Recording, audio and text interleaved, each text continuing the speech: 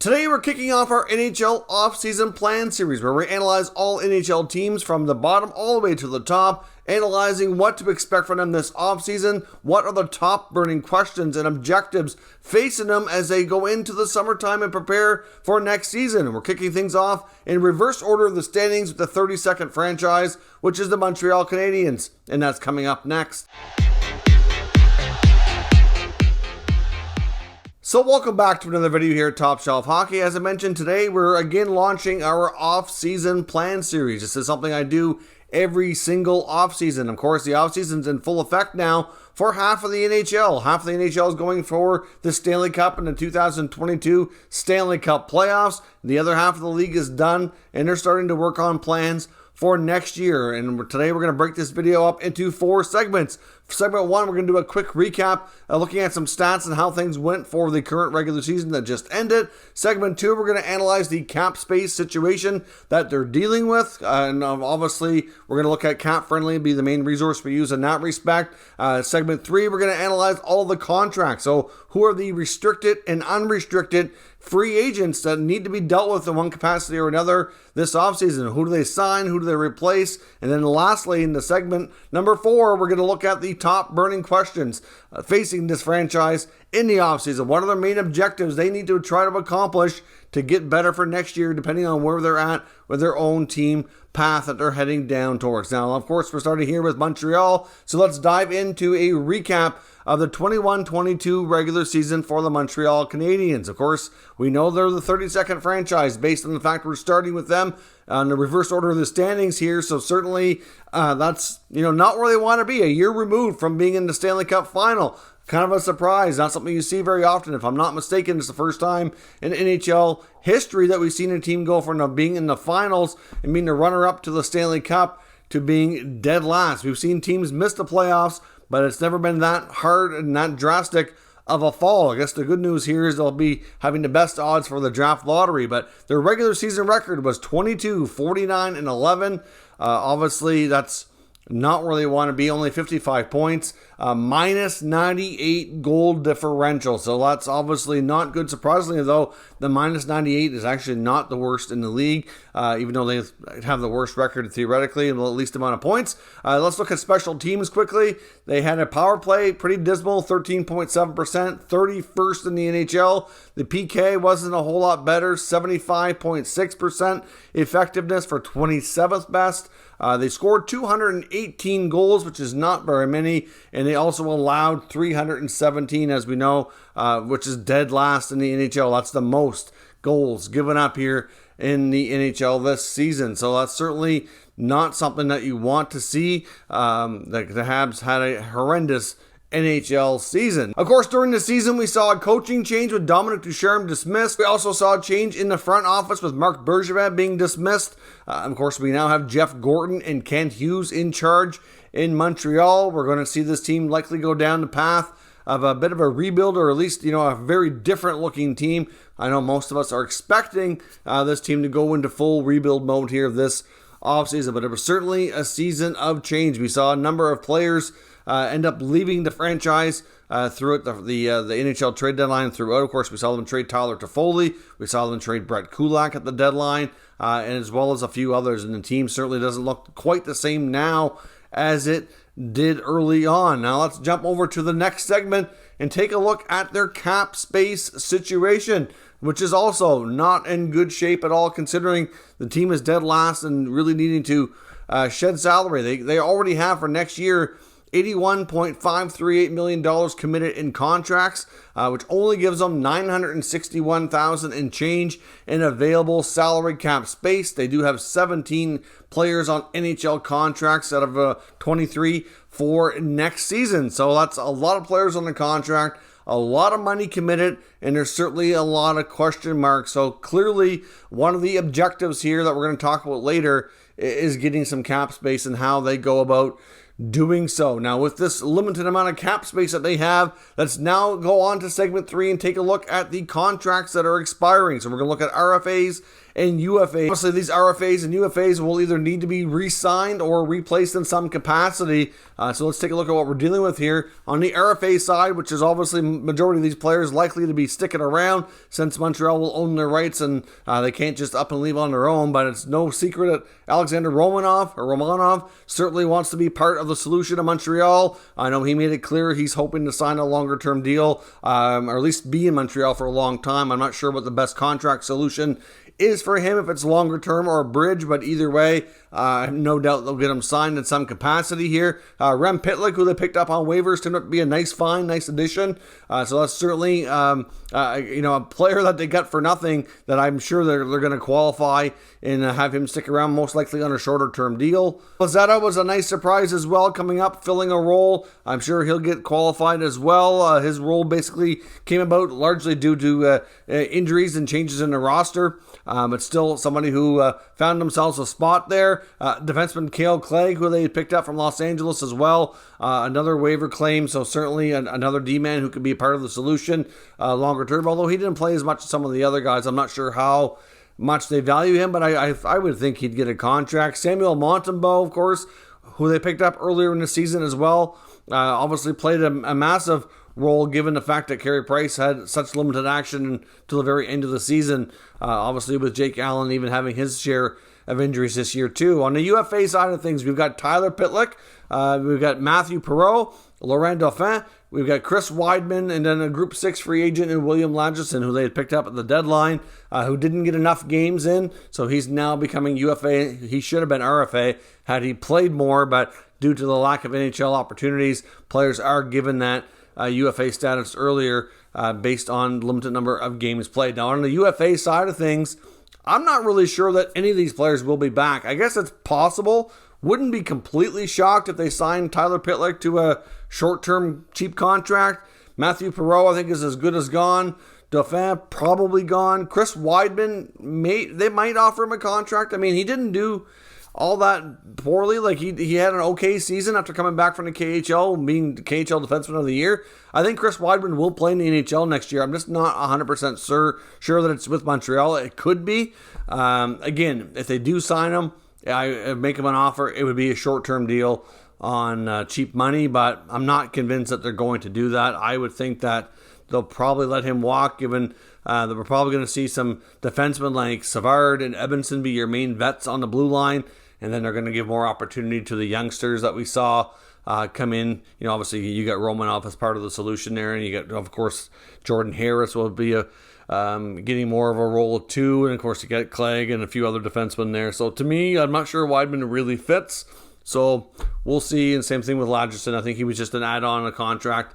I don't really see Montreal keeping him around either, but you never know. Now, and the last segment here, which is going to be the longest one, we're going to look at the top burning questions and the objectives facing the Habs this offseason. Now, of course, they're going to have to find some answers to a few questions. And number one, is Martin St. Louis your full-time coach? And then, of course, you need to get him signed. So clearly, based on what we've been told so far through the media and what has been said by Ken Hughes and St. Louis himself, it certainly sounds like they have every intention of bringing Marty back as a full-time coach, removing the interim tag, and getting him signed to a contract. Now, what that contract is, we don't know. There were some rumblings about a 3-year contract.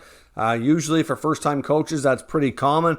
Sometimes they get 5-year deals later on when they're more experienced, but a 3-year deal for Marty St. Louis to be the head coach, I think would make a lot of sense. I mean, clearly he did a good job. I mean, the record is not completely indicative of what he did, but what he did do is he put a lot of confidence in these young players.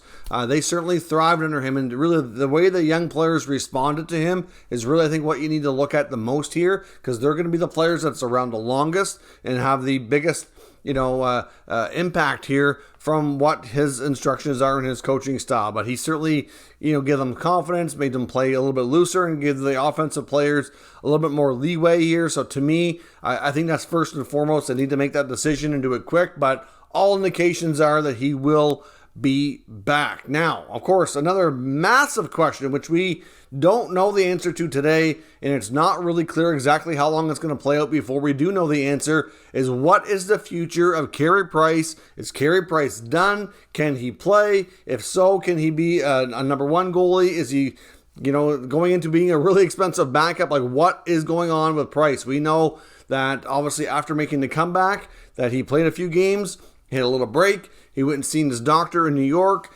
We did find out, again, that he's still experiencing some swelling in that knee that he had surgery on. So certainly he said himself that as of right now, the way things are today, that he could not be a full-time NHL goaltender next year and be expected to play 50, 60 games. So he obviously has concerns that the knee would not be, like, he'd probably be in and out of the lineup quite a bit, and they couldn't rely on him. So I'm not even sure that he would really want to play in those circumstances. I know a lot of elite level NHL talent prefer to kind of go out more on top, and that might not be something that he can really want to deal with. We don't know, right? He might, but if he's still experiencing swelling and he's going to be on IR a lot, this doesn't sound very promising, right? But at the same time, we also know that he's getting a second opinion from another doctor. There is a second surgery that's being considered. So would he be able to have the surgery and have a chance to recover in time to play next year? We don't know any of that stuff. And that's massive questions when you're making over $10 million and you still got, I think it's about 4 more years left on his contract. Like, that's a lot of money that's tied up in the salary cap. Now, could he end up on LTIR? It's possible. They also have, the Shea Weber contract, which we're talking about here too, on LTIR. They could have a lot of money tied up on long-term injury reserve, and they might be, basically spending way more money than what they would probably prefer to in salaries compared to what the product is going to be on the ice. It's going to be really tough in terms of ownership and management navigating through that. Not going to be an easy task, but the future of Carey Price has a massive question mark on it. As of right now, my gut feeling says that he's likely done and he's going to write out the rest of this contract on injured reserve, but I don't have a crystal ball. I am not a knee surgeon. I don't know. I can't speak with a lot of information. That just how things look, because he was even asked about, could this be the end for you? And he's, said that he had a great day in the last day of the season when he played. He had a good game. If this is it, that it's a good way to go out and whatever. So, like, between what the coaches were saying and what he was saying, it just sounds like they're all acknowledging that it's a real possibility. So that means that they could be relying on Jake Allen and Samuel Montembeault to be the goaltending duo next year. I think Montembeault, as we discussed in the previous segment, as an RFA, earned himself another contract to at least be a backup. They have Jake Allen under contract for another season. He could probably be the starter, and they could both be the 1-2 here to go through the next year or two at least of this rebuild as they continue to allow Caden Primo to develop and see if he can become that number one guy that they're hoping he will, once he's ready for it. I mean, a lot of goalies don't necessarily get full-time duties in the NHL and become ready until like 24, 25 years old. So I don't think it's still really early to be giving up on Caden Primo for those that might be thinking that he's not going to be the guy. I still think there's a chance he could be, and we'll see where they would go from there. But those are two massive questions facing this franchise that they need to determine answers to, which will help massively with the direction. Obviously, St. Louis doesn't affect the salary cap, but Carey Price does. I know there's been a lot of talk about a Carey Price trade, and personally, I don't see that being the case at all. Now, if it reached a point that Carey Price said, like Weber did, I will never be able to play again. I'm injured. Doctors say I'm not going to recover to the point that I can play, and he's going to ride it out on LTIR. Maybe another team picks up that contract just for that purpose, but not for the intention of having him to play. Like, there are teams that are still exploiting the LTIR rule here to kind of spend over the cap. So I don't know. We'll see where that goes. But that's a massive thing that's facing this franchise, which will determine a lot of their cap space and goaltending situation. Now, another big question is, do they trade Jeff Petrie or do they not? He still has some term on his contract, over $6 million for a few more years. He certainly had a terrible start to the season and was playing like absolute crap. He would tell you that himself. But certainly it's become more and more clear that he was really frustrated with the systems and everything put in place by head coach Dominic Ducharme. And things were just not working for him. And he even made a lot of comments earlier in the season. You could kind of sense his frustration. It was acknowledged that he did ask for a trade. And clearly that was partly due to the fact that he was not happy with how things were being coached and the systems in place. So he wasn't enjoying himself on the ice. His family wasn't enjoying themselves off the ice because of the strict COVID-19 restrictions in Quebec and all the border stuff with the COVID restrictions. And it became really difficult. So his family ended up going back to the States or in Michigan where they live in the off season. And it just, he kind of became on his own. It just wasn't working out in either direction here, personally or professionally. Now, of course, with the coaching change, he, like many of the other players, found an extra gear, got rejuvenated, played better, seemed to be enjoying himself more. On top of that, restrictions have been relaxed. So from both perspectives, things are different now. And Petrie himself said that he didn't want to close the door on a return to Montreal. It seemed like he's certainly open to it himself. So now it's kind of up to the team. Do they consider him one of the vets that sticks around, or do they move him? Considering their salary cap need and where the team direction is heading, I think they will still attempt to trade him. But at least they know that if all else fails and they can't find a deal that makes sense, that he's not going to be so unhappy about things and that he's been playing better. So there's that, right? So, but they need to determine that question. And I personally think they will still try to get the space they need. I know there was some speculation on a few teams that were really interested in Petrie, and we will see where that goes. Now, of course, another big question here as well is what other veteran players stick around? Who stays and who goes? You know that a lot of their top young talent that are obviously in their early stages of their career are not going anywheres, but there's a lot of vets with a lot of big time money tied up on his salary cap on this roster. You're looking at Jonathan Drouin, you're looking at Yoel Armia, you're looking at Mike Hoffman, Brendan Gallagher, Josh Anderson. Who's going to stick around? You also got David Savard, Joel Edmondson. I think Savard and Edmondson will be the 2D that probably stick around as the veteran guys there. I don't know that. I think Edmondson probably wants, out of all of them, to stay the most. Savard, I know he's in his home province. I'm not really sure how he feels about things personally, but I think with his contract and how he played, I don't know if that would be movable anyway. So, in all honesty, I think there's a good chance those two guys don't move. On the forward group, I know we've heard about Brendan Gallagher, maybe LA. But, Kent Hughes did say as well that he wasn't planning to trade Brendan Gallagher. But again, I've seen this many times on numerous videos, but I'm going to caution you when GMs speak about trades, hypothetically, they're never going to give you their plans, to be known publicly. That's just not how they're going to say it. They're not going to come up and be like, yeah, I'm probably going to trade this guy this offseason. We'd really like to move Gallagher, or we'd really like to get rid of Hoffman. They're not going to say that. So how many times have you heard a GM say a player wasn't even available and then a week later he's traded? It happens all the time. So we got to take everything they say with a little bit of caution here and just kind of realize how things work. Now, could Gallagher be moved? I think it's possible. I do think it's less likely. I think he is possible, but he'd be one of the guys that stick around and help lead. I know his value is not real high right now, considering he hasn't put up great offensive statistics the past couple of years, but there was some rumors about him to LA, so we'll see on that. Although I think it was mainly driven out of the fact that of connections between Phil Deneau and Marc Bergevin, who we know loves Gallagher. But I think it's less likely to happen. A guy like Jonathan Drouin would probably benefit greatly from a fresh start. He's dealt with a lot on and off the ice. Yoel Armia, of course, got an extension.